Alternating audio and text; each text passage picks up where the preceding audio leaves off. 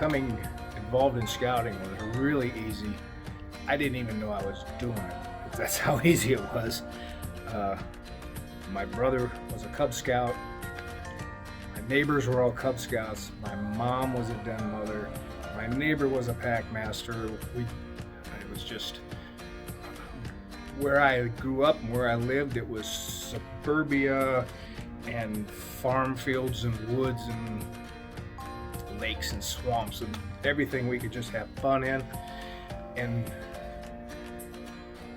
even transforming into a scout. You go through all the ranks and Cub Scouts, and next thing you know, well, all the other kids are Boy Scouts too. So we all went to the scout meetings, and it got to the point where there was literally carloads of kids being transported by their parents to the Monday night meetings. It was just what we all did. It was very easy, and as long as it was enjoyable, you just stayed with it. It was fun.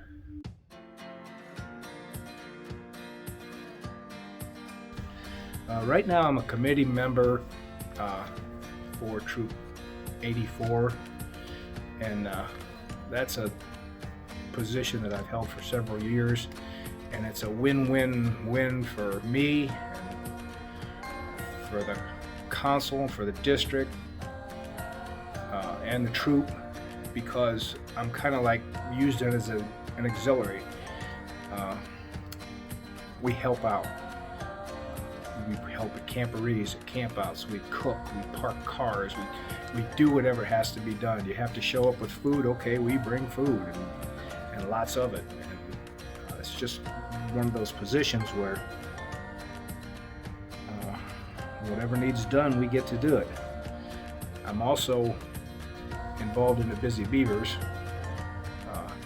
and that's basically a group of guys that volunteer on a regular weekly basis, but a lot of times it involves more than one day. And we take on projects for all the council camps. We repair things, we build things, we paint, we weld, we fix. We got a lot of machinery that's always need service and fix. Roofing, siding, it doesn't matter. We have a bunch of guys with a huge skill set between us all, and somebody knows how to do what needs to be done. And so that's always a good time.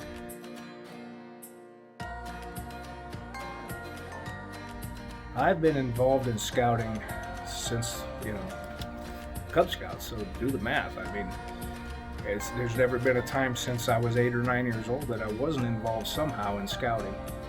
And 50 plus years easily. At Camp Tuscazor, when I was in scouting, I was a member of the OA Tap Out crew for a few years. Always helped out with camp honors, helped with the apprenticeships for camp honors, Friday night ordeals, whatever had to be done for camp honors. As an adult, I went into Assistant Scoutmaster, and some young troops that I was with, sometimes you had to be the Assistant Scoutmaster and whatever else they needed done. So you had 2 or 3 roles, but you have a designation of an assistant. And I also transformed into Scoutmaster a couple of times. I did have a lull in my constant membership because of my work schedule, but I was always involved. Somebody that I knew always needed something. Hey, can you come out Wednesday and help us with this? We're going to have a camp out. Can you help cook? Whatever. And always did that. I'm still involved, not as always with a troop, but with camp honor programs and with the Busy Beavers. And being with the Busy Beavers, most of those guys are involved in something else, so you get shanghaied into something else on weekends.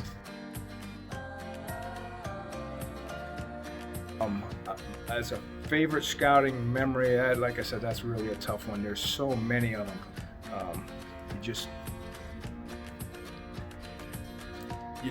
I tried to think of something And there's just so many things that you enjoyed and you had fun, but something that I think about and I still laugh.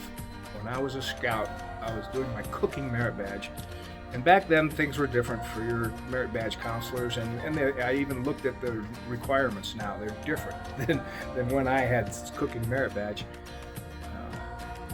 My Scoutmaster was my merit badge counselor, and I had to cook him not all the same day, but over a period of time, breakfast, lunch, and supper. And I did it on a campout, a winter campout. And after supper was done, he let me know that I had failed.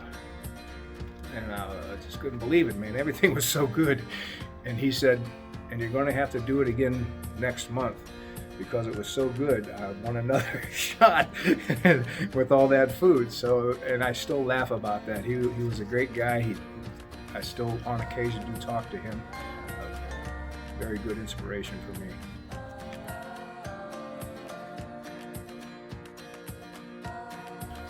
What I've learned as a scouting volunteer is you can't plan for everything that's going to happen. This scouting, when you've been in it a long time, is like an infinite a group, a fraternity, or whatever you want to call it. You can be at a function and someone you haven't seen that you used to work with or were on a committee with or in a troop with 20, 30 years ago shows up. They're in town from Minnesota or Wisconsin or California, and they stay and help. It's you just can't plan for that kind of stuff. And another thing is, at the end of the weekend, whatever, you know, if you see people, you say goodbye, and that's the last time you see some people. And something you just can't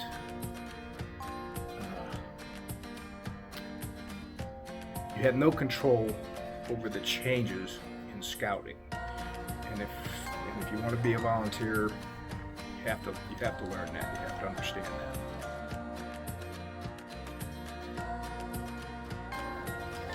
Being selected as a Silver Beaver was nothing I had ever aspired to do. I never thought once, let alone twice, about this award. We just show up and we do what have to be done and go with that. And it just made me realize, going through this process, how long I've been doing this. I just never thought about that before. I didn't realize there was this type of recognition for doing this, and very humbling that, like I said, all over, I'm getting phone calls and emails and text messages from people all over the country that, how did they even find out that I was getting this award, and they congratulate me and assure me that it's deserving, and that means a lot. That means an awful lot.